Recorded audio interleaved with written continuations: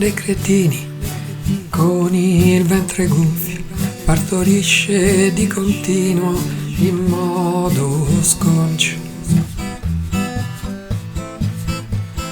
Sempre più cretini con grande impegno cliccano destini senza ritegno, con un'intelligenza dismessa ed offuscata da nuovi strumenti che l'hanno modellata.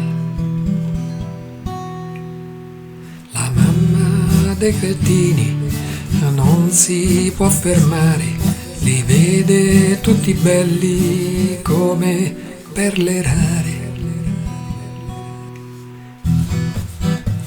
Cantava De Gregori della donna cannone che leggera volava fuori dal tendone.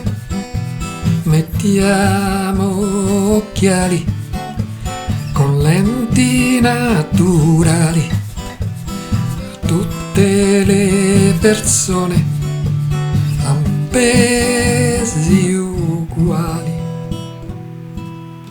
La mamma dei cretini ha tante aspettative su figli con coscienze nere e cattive.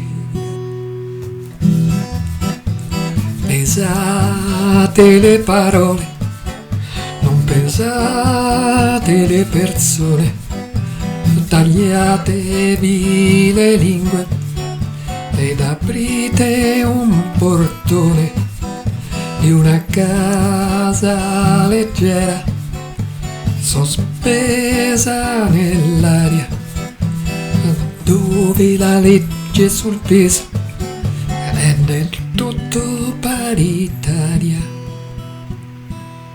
La mamma dei cretini fa molta confusione, non riesce a distinguere una perla da un coglione. Allora pensiamo in modo sincero come i quadri di Botero.